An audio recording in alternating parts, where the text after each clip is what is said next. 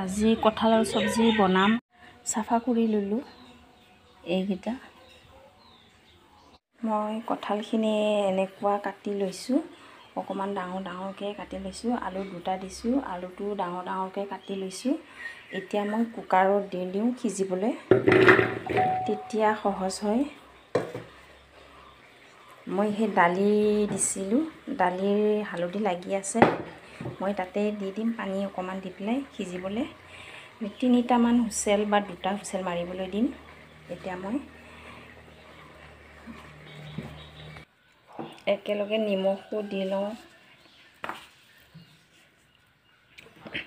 আৰু একেলগে হালধি গুড়ি দি লৈছোঁ।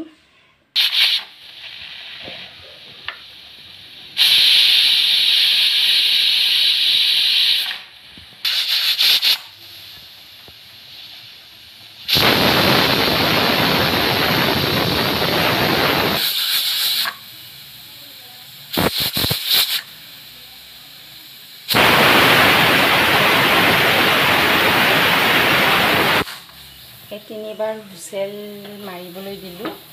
এতিয়া হৈ গ'ল, নমাই থৈ দিওঁ। কুকাৰত সিজাই লৈ মই এতিয়া সেই চৰিয়াত বাহিৰ কৰি ল'লোঁ। পিছত কুকাৰ নহ'লে কেৰাহীত সিজাই ল'ব পাৰে আপোনালোকে।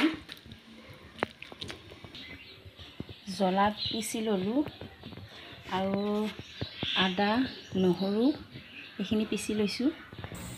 মই এতিয়া এইখিনি মছলা দি বনাম। আদা পিচি ল'লোঁ, নহৰু, জলকীয়া, বিলাহী, তেজপাত আৰু পিঁয়াজ 2টা লৈছোঁ আৰু সেই গৰম মছলা বা মিট মছলা দিব পাৰে আৰু সেই জিৰা পাউডাৰ। মই সেইখিনি বস্তুৱেদি মই বনাম। মই এতিয়া তেল দি দিছোঁ।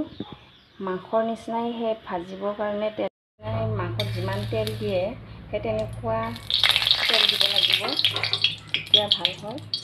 মই এইখিনি এতিয়া তেলে দি দিছোঁ। এতিয়া মই পিঁয়াজটো দি দিছোঁ। ৰংচোৱা হোৱালৈকে ভাজি ল'ব লাগিব পিঁয়াজটো। এতিয়া ৰংচোৱা হৈ গ'ল। বিলাহীখিনি দি দিছোঁ, এই আদা দি দিছোঁ, এই নহৰু দি দিছোঁ। মই তেনেকুৱা ৰসখিনি পৰিবলৈ দি মই সেই তেনেকুৱা ভাজি ল'ম। কেৰাহীত দি দিছোঁ। এতিয়া ধুনীয়াকৈ লৰাই দিব লাগিব।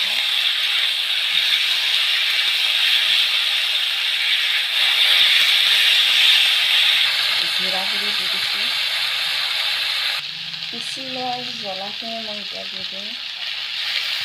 ভজা হৈ গ'ল। এতিয়া মই যিখিনি কুকাৰত বইল কৰিবলৈ পানী দিছিলোঁ সেইখিনি পেলাই নিদিলোঁ, মই এতিয়া ইয়াতে দি দিম।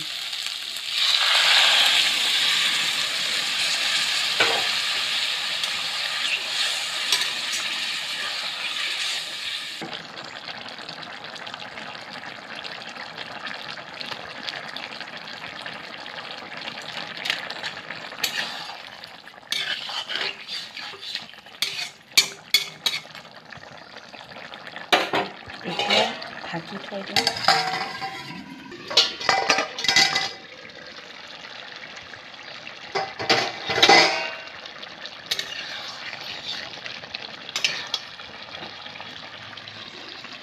সেই কাটি থোৱা ধনিয়াখিনি দি দিছোঁ। ধনিয়া পাত দি দিছোঁ।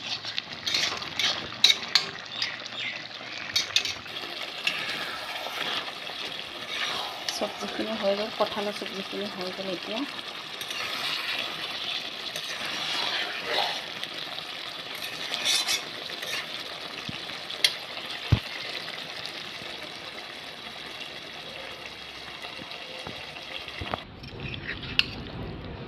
হৈ গ'ল।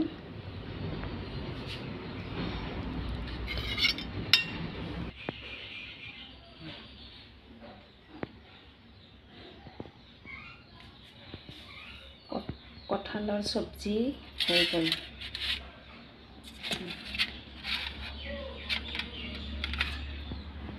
চব্জি হৈ গ'ল এতিয়া।